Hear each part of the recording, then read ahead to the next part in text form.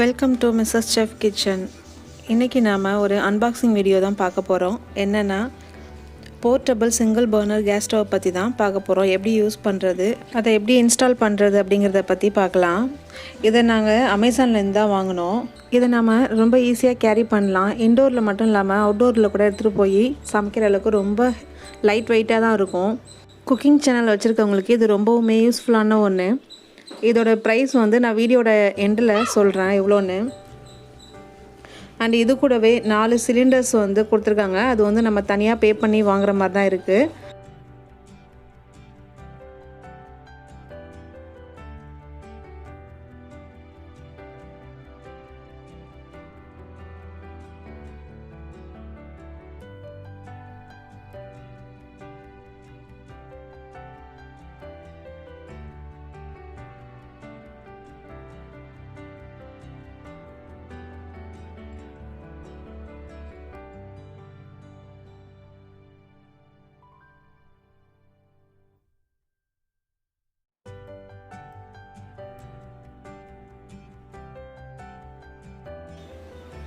இதை ஈஸியாக கேரி பண்ணி எடுத்துகிட்டு போகிற அளவுக்கு சூட்கேஸ் மாதிரி ஒன்று கொடுத்துருக்காங்க. நம்ம அதிலேயே வச்சு எடுத்துகிட்டு போகலாம் வெளில எடுத்துகிட்டு போனோன்னா.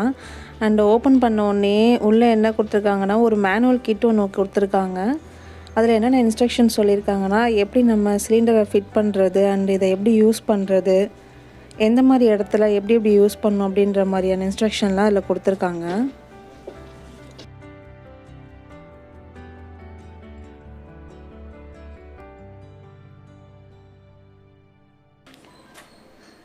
அண்ட் இது கூடவே ஒரு நேப் ஒன்று கொடுத்துருக்காங்க. இது வந்து நாம் நார்மலாக வீட்டில் யூஸ் பண்ணுற எல்பிஜி கூடவே கனெக்ட் பண்ணி யூஸ் பண்ணுற அளவுக்கு கொடுத்துருக்காங்க.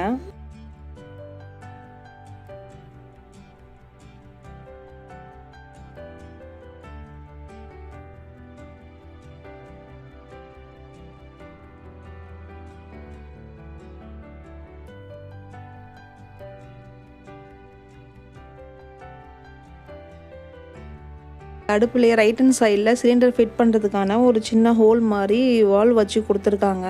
ஸோ அதில் தான் நம்ம இந்த நேபை வந்து ஃபிட் பண்ணோம். ஃபிட் பண்ணி அந்த பேக் சைடில் உள்ள ஹோல் வழியாக நம்ம நார்மல் எல்பிஜிக்கு உள்ள அந்த ஓஸ் வந்து அது மூலயமா கனெக்ட் பண்ணோம். இந்த கிட்டோடவே அந்த ஓஸ் எல்லாம் கொடுக்கவே இல்லை. நமக்கு தேவைன்னா நம்ம தனியாக தான் பே பண்ணி வாங்கி ஆகணும்.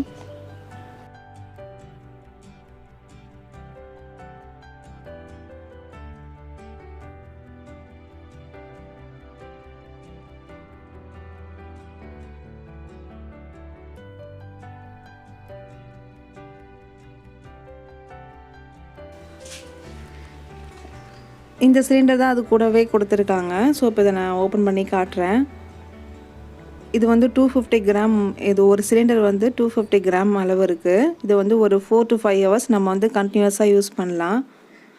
அதுக்கப்புறம் நமக்கு வேணும்னா ரீஃபில்லிங் கூட பண்ணிக்கலாம். அப்படி இல்லைன்னா நம்ம தனியாக வெளியில் பே பண்ணி கூட வாங்கிக்கலாம் இந்த சிலிண்டரை. அண்ட் இந்த சிலிண்டரோட விலை பார்த்தீங்கன்னா 160 to 170 வரைக்கும் இருக்குது. அண்ட் இப்போது நான் அதோட கேப்பை ரிமூவ் பண்ணிவிட்டு எப்படி ஃபிட் பண்ணுறது அதில் அப்படின்றத இப்போ நான் சொல்கிறேன். கேப்பை ரிமூவ் பண்ணியாச்சு. அந்த இடத்துலையே எப்படி ஃபிட் பண்ணணும் அப்படின்றதுக்காக அந்த ரிங்லேயே கட் பண்ண ஷேப்பில் ஒன்று இருக்கும். கரெக்டாக நம்ம அந்த இடத்துல வச்சு தான் ஃபிட் பண்ணணும். நம்ம அமுக்கலாம் கூடாது. நார்மலாக அதில் வச்சுட்டு அந்த வால்வுக்கு நேராக வச்சுட்டு அண்ட் முன்னாடி ஒரு பட்டன் கொடுத்துருப்பாங்க. அதை நம்ம கீழே ப்ரெஸ் பண்ணி விட்டாக்கா அது லாக் ஆகிடும் ஆட்டோமேட்டிக்காக. நம்ம எப்போ யூஸ் பண்ணி முடிக்கிறோமோ அண்ட் அந்த லாக்கை ரிலீஸ் பண்ணிட்டாலே போதும், அது வந்து ரிலீஸ் ஆகிடும். நம்ம எடுத்து வச்சிடலாம். நம்ம ப்ரெஸ் பண்ணோம்னா அதில் உள்ள கேஸ் வந்து வெளில லீக் ஆகிறதுக்கு வந்து வாய்ப்பு இருக்குது. ஸோ நம்ம வச்சு அதை உள்ளே வச்சு ப்ரெஸ் பண்ணக்கூடாது கையால். இது வந்து ஆட்டோமேட்டிக் ஆனர் தான். வந்து நம்ம வந்து நல்லா அழுத்தி ப்ரெஸ் பண்ணோம். அப்போ தான் லைட்டாக பண்ணோம்னா ஆன் ஆகுது. ஜஸ்ட்டு கேஸ் மட்டும்தான் லீக் ஆகுமே தவிர நமக்கு வந்து ஆன் ஆகாது. ஸோ அது வந்து ப்ரெஸ் பண்ணுறப்போ ஒரு சவுண்டு ஒன்று கேட்கும், பார்த்துக்கோங்க. சிலிண்டரோடு சேர்த்து இதோட ப்ரைஸ் பார்த்திங்கன்னா 2849. அண்ட் இந்த வீடியோ உங்களுக்கு யூஸ்ஃபுல்லாக இருக்கும்னு நினைக்கிறேன்.